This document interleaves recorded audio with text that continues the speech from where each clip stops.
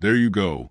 In a game that epitomized the raw drama of playoff basketball, the Indiana Pacers pulled off one of the most improbable and breathtaking comebacks in NBA postseason history, stunning the Cleveland Cavaliers with a 111-110 victory to take a commanding 2-0 series lead.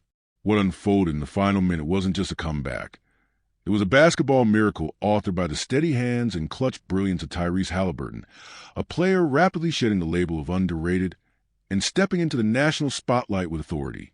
Cleveland entered the night desperate to bounce back, and Donovan Mitchell answered the call with a type of performance that etches a name into playoff lore. From the opening tip, Mitchell was electric.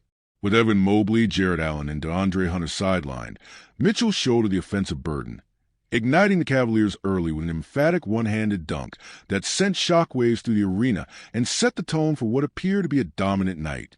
He was relentless, pouring in 21 points in the first half alone and finishing with a spectacular 48 points, the highest individual scoring output of this year's playoffs so far.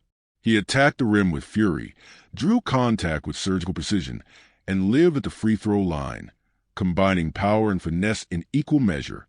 Mitchell also added 9 assists and 4 steals, delivering a performance worthy of a series saver.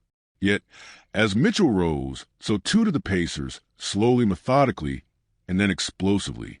Down 7 points with under a minute to play, Indiana pulled off a sequence that will be studied and replayed for years to come. First, Pascal Siakam missed a crucial free throw, only for Aaron Nesmith to crash the board with authority and hammer home a vicious putback dunk. Nesmith, who finished with 23 points, was one of 6 Pacers to score in double figures, embodying the team's next man up, committee-first mentality. Moments later, a controversial sequence unfolded as Mitchell was called for an offensive foul after appearing to strike Nesmith with an elbow on an inbounds play. Though the call was upheld after review, no flagrant was assessed, but the momentum had shifted. Indiana inbounded the ball with 35 seconds left, and Siakam sliced through Cleveland's defense for a smooth layup, cutting the lead to 1 possession. Then came the defining play. With 27 seconds remaining, Max Struss attempted a risky inbound pass that was intercepted by Andrew Nembhard. The Pacers pushed the tempo, and Haliburton drew a foul on his way to the rim. He calmly sank the first free throw, missed a second, but then, in a moment that encapsulated his grit and vision, snatched his own rebound, retreated to the arc, and with ice in his veins, stepped back over Ty Jerome to bury a dagger three-pointer with just 1 second left. It was a moment of pure basketball poetry. Haliburton, who scored 11 of his 19 points in the fourth quarter, didn't just win the game, he orchestrated the heist. This wasn't just a comeback, it was historic. According to league records, out of 1,643 playoff games where a team has trailed by 7 or more points in the final minute since 1998, only 3 have resulted in victories.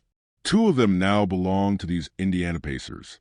The first came just a week ago, the second tonight. What this team is doing in clutch time defies the odds and demands respect. Rick Carlisle's squad is the embodiment of resilience and tactical cohesion. Siakam chipped in 12 points, Miles Turner added 23, and Benedict Mathurin contributed 19 off the bench. Nembhard, despite committing 8 turnovers, also scored 13 and was instrumental in the game-turning sequence. The Pacers are not built on star power alone. They're built on depth, chemistry, and toughness, qualities that are becoming increasingly valuable in a postseason landscape once dominated by isolation scoring and highlight reel athleticism. While Cleveland looked back on a litany of missed opportunities, careless turnovers, and squandered double-digit leads, the night belongs to Indiana. Even with Mitchell's heroic effort, the Cavaliers simply couldn't withstand the avalanche of poise and precision the Pacers unleashed when it mattered most. Cleveland's inability to close, despite holding multiple double-digit leads, leaves the franchise teetering on the brink. The specter of a sweep looms large, and if it happens, it would mark one of the most shocking collapses by a 50-win team in recent playoff memory. Haliburton, often dismissed as overrated by skeptics, continues to redefine what it means to control a game.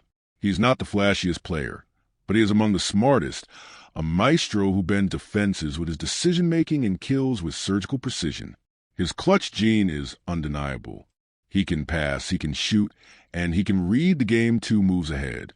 The term game manager undersells his brilliance. Haliburton manipulates the very geometry of the floor.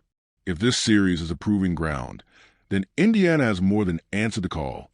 They are now 2-0, having stolen both games on the road, and head back to Indianapolis with all the momentum and a chance to close the door on a team many thought would be a dark horse in the East. The Cavaliers, battered and emotionally shaken, now face an uphill climb that feels increasingly insurmountable. Indiana may not have the flash, but they have the formula, toughness, depth, chemistry, and one of the league's smartest floor generals.